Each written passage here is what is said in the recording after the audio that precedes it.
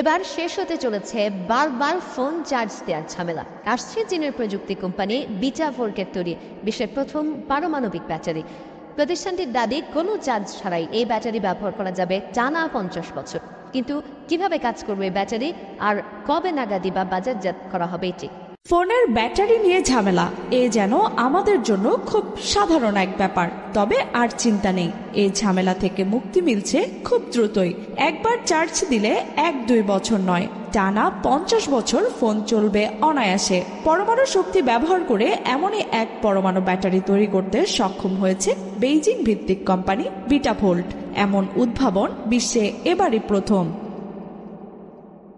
পারমাণবিক শক্তি চালিত ব্যাটারি হলেও নিরাপত্তা নিয়ে কোনো ধরনের শঙ্কা নেই, কারণ সাধারণ ব্যাটারিতে উচ্চ তাপমাত্রায় নিরাপত্তার ঝুঁকি থাকলেও নতুন তৈরি হওয়ায় এই ব্যাটারিতে আগুন ধরবে না, কখনোই থাকবে না কোনো তেজস্ক্রিয়তার ঝুঁকি। এমনকি বন্দুকের গুলিতেও পুরো অক্ষত অবস্থায় থাকবে এই ব্যাটারি বলে জানায় প্রযুক্তি প্রতিষ্ঠানটি। রেডিও অ্যাক্টিভ এই ব্যাটারি ব্যবহার করা যাবে পেসমেকারের মতো মেডিকেল ডিভাইসেও।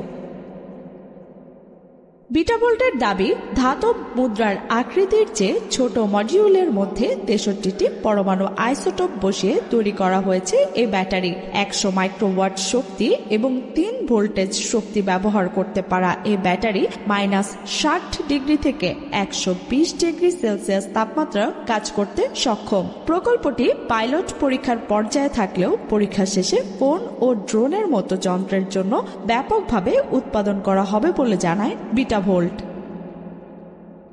প্রতিষ্ঠানটির এক বিজ্ঞপ্তিতে বলা হয়, বিটাভোল্ট পারমাণবিক শক্তির ব্যাটারিগুলো মহাকাশ, এআই সরঞ্জাম, চিকিৎসা সরঞ্জাম, মাইক্রো প্রসেসর, উন্নত সেন্সর, ছোট ড্রোন ও মাইক্রো রোবটের মতো যন্ত্রে বিদ্যুতের চাহিদা মেটাতে সক্ষম হবে।